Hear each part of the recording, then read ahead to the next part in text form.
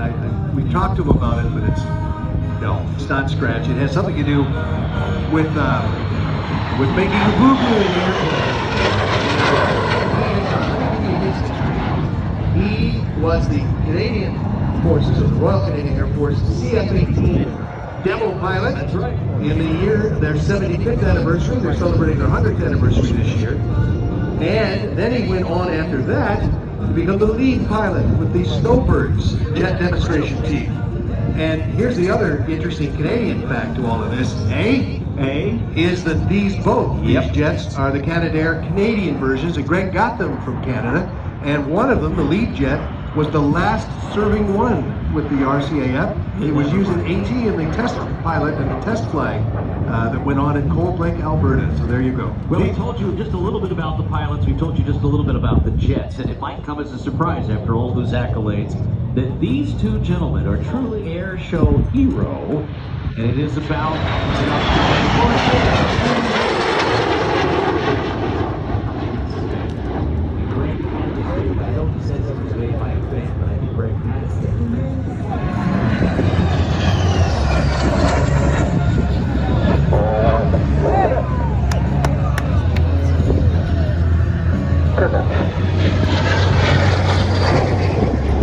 Still very impressive jet all these years later. Sure is. It just is fast, it's graceful in the sky. I just love watching it fly. The T-33, to this day, with its top speed of just under 600 miles an hour, remains the fastest single-engine straight-wing jet aircraft in the world. And that's worth noting because we've seen swept-wing technology come so far, and really right after this.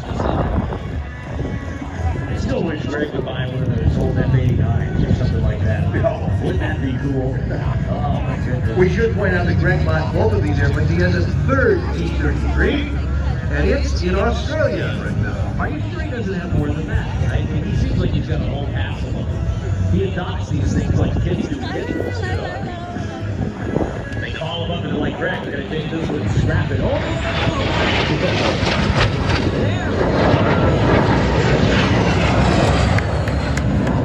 Scratch Mitchell, by the way, is a... look at this. Look at this one. Wyatt getting in on the action. Yeah. Low and fat.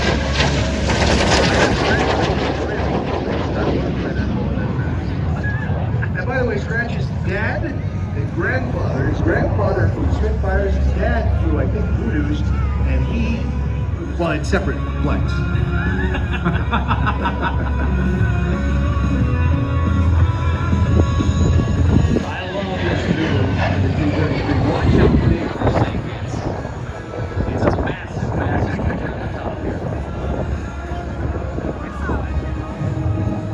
He's still going up, isn't he, Rob? Yeah, he sure is.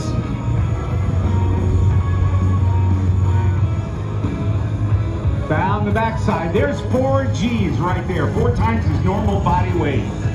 We should point out about the physical fitness of the jet pilots. Aaron pushing to pull in Kirby and our aerobatic pilots, Ed as well.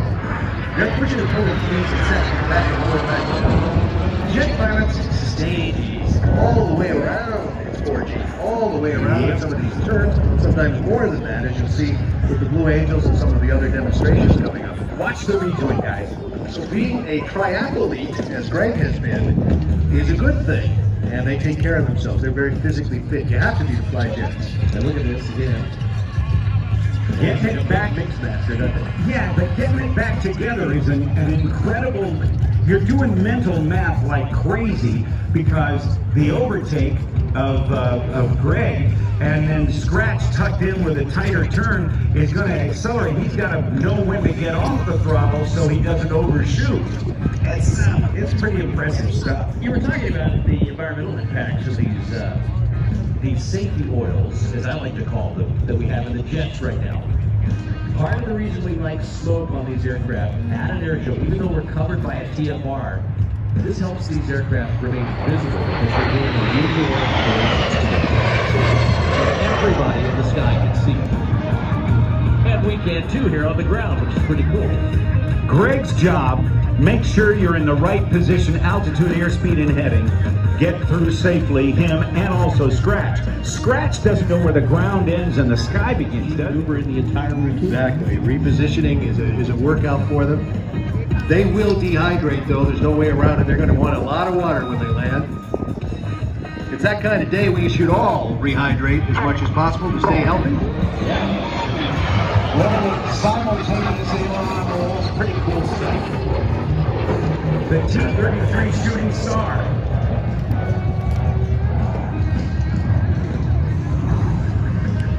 Aptly named, I have to say, too. I mean, it's just the way it climbs. Didn't they make about 6,700 of these things? They made a whole boatload of them, I know that. Well, the Canadians made them, the Japanese made them under license. Yeah. Canadair made quite a few of them. They switched up engines. It depends on what you get. Well, you talk to the guys that flew back in Vietnam, and I know we have a lot of reunion groups here. They'll attest to this. A lot of folks love to fly the T-33 in that generation. They go on to maybe a flight training assignment. They all had a T-33 that could take off a weekend. This was a popular jet.